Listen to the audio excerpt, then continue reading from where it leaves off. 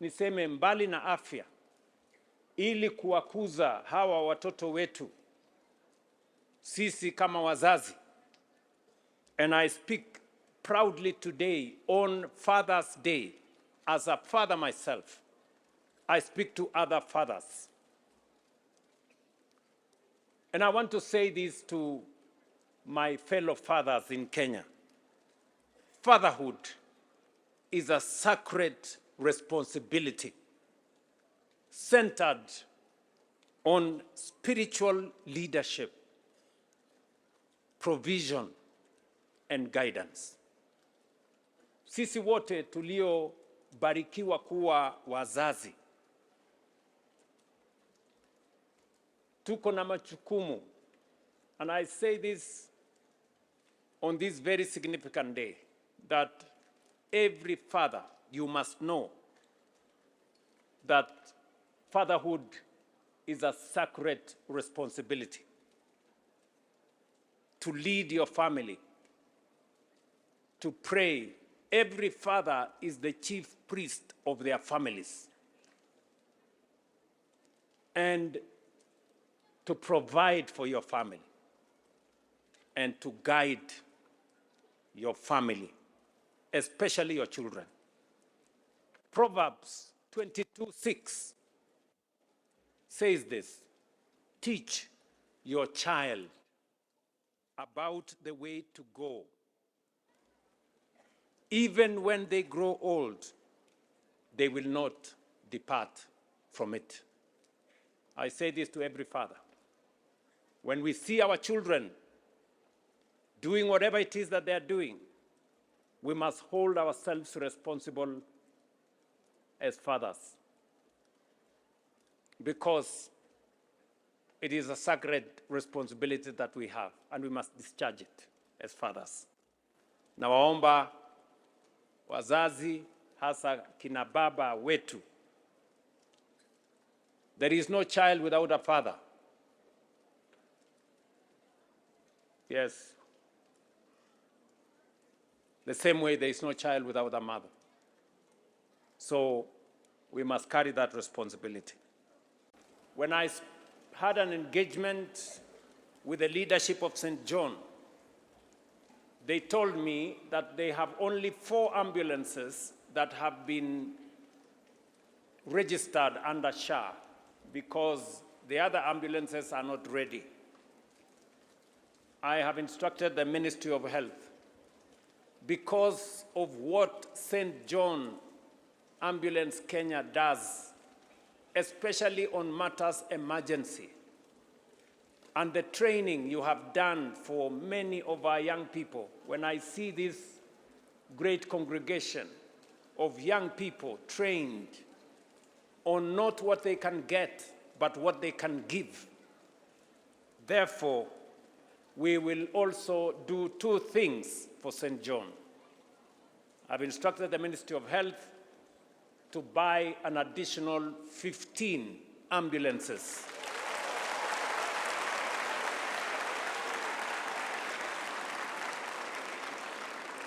Modern ambulances, and register them with St. John Ambulance, and register them with SHA so that they can be covered, and all emergency services provided will be paid for by SHA.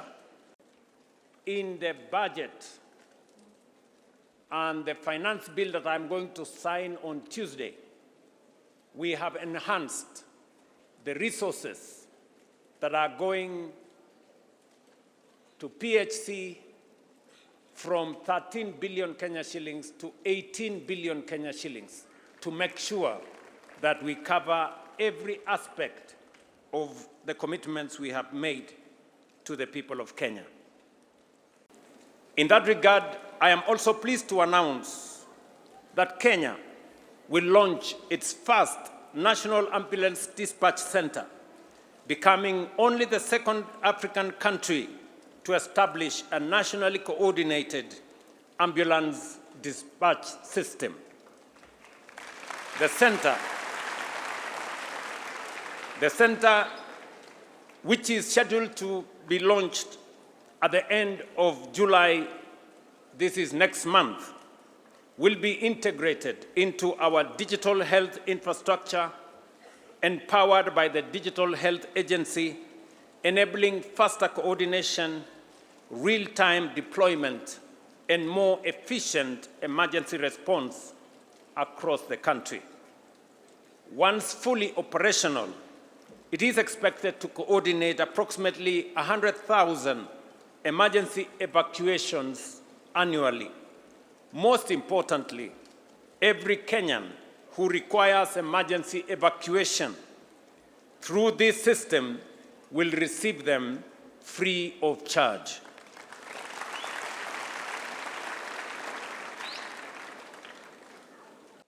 These past few weeks, our nation has regrettably carried the pain of losing young lives in places where children should have been safest.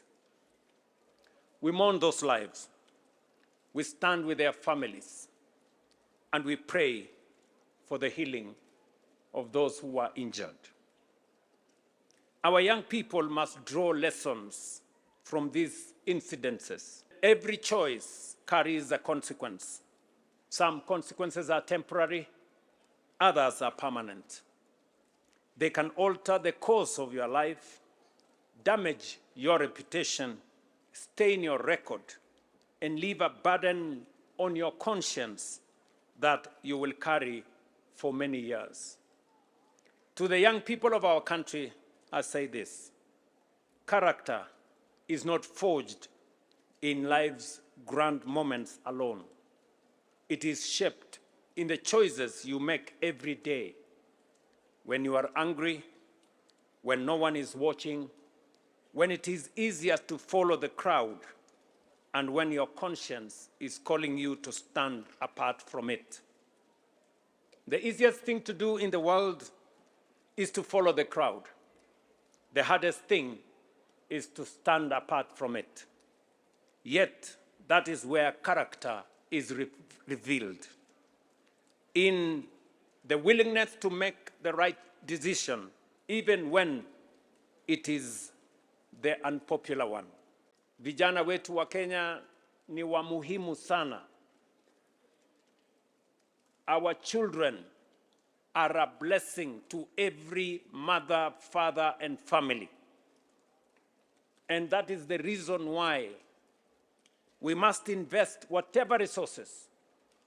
I am very proud that St. John is participating in one of our very critical aspects, that is saving every mother who has gone to give birth and saving every newborn child, making sure that none of them is lost. We have bought equipment for 635 hospitals around Kenya to make sure that no mother and no child is lost during childbirth. We must give every child a chance to live. And we must give every mother the opportunity to bring forth life in Kenya. And that is why, progressively, we have invested in universal health coverage, because it is a duty imposed on us by the Constitution of Kenya that every Kenyan is entitled to proper health care. It must be universal. It is not right, and I say this without any fear of any contradiction, it is not right that there can be citizens who cannot go to hospital. They prefer to stay at home and possibly die because they have no means to pay. It is the reason why universal health coverage, it is the reason why SHA is central to our development as a country. It gives every Kenyan an opportunity to live and to get attention, medical attention. Today, I reaffirm the government of Kenya's commitment that we will give you land at Upper Hill. Let me say this. I made that commitment, and tomorrow you can collect your title from the Ministry of Lands. It's ready.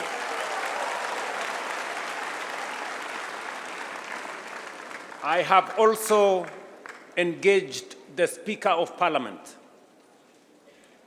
and between St. John's Ambulance Kenya and Parliament, you have agreed that you will surrender the small building you have near Parliament, and Parliament is going to give 300 million shillings for you to be able to build your new headquarters.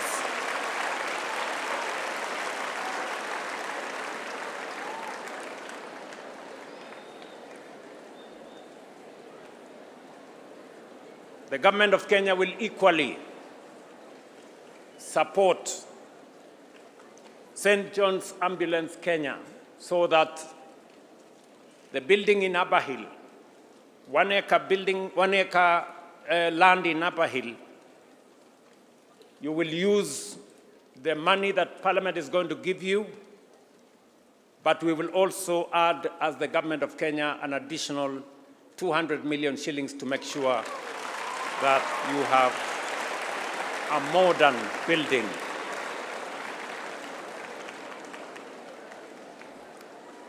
And therefore, Treasury is instructed accordingly, and all the other relevant agencies to make sure that the relevant drawings are approved so that we can begin as of immediate to implement this most critical and important project. This commitment is part of a broader effort to strengthen Kenya's emergency response architecture and ensure that life-saving assistance reaches every citizen wherever they may be. Under the universal health coverage in SHA, we have also established the Emergency Critical Care Fund, and henceforth, every accident when a victim arrives in hospital, the first 24 hours is paid for by SHA for everybody, those who are registered or those who are not registered. And I'm very proud that over the last 1.5 years, that service has been made available, and we are on course in providing adequate resources to make sure that that service is available to all Kenyans. It is the reason why yours is a free country. You have the freedom to dream, freedom to speak, freedom to become all that you can be. But freedom and responsibility are inseparable. You cannot claim one and reject the other. Freedom without responsibility is not freedom. It is recklessness. And recklessness always has a cost. Sometimes the person who pays that bill is you. Sometimes it is someone entirely innocent. That is why I am so proud of the cadets standing before me today, in a generation encouraged to think first of itself. You have chosen discipline over impulse, service over self, and responsibility over indifference. Kenya needs more young people who run towards problems to solve them, not towards trouble to cause it. We need more builders than destroyers, more helpers than bystanders, and more healers than those who cause harm. Be that generation. Be the generation that understands that every action matters, every choice counts, and every choice carries consequences. Be the generation that leaves Kenya safer, kinder, and stronger than you found it. Ladies and gentlemen, St. John's Ambulance Kenya remains a valued partner in our efforts to build a healthier and more resilient nation.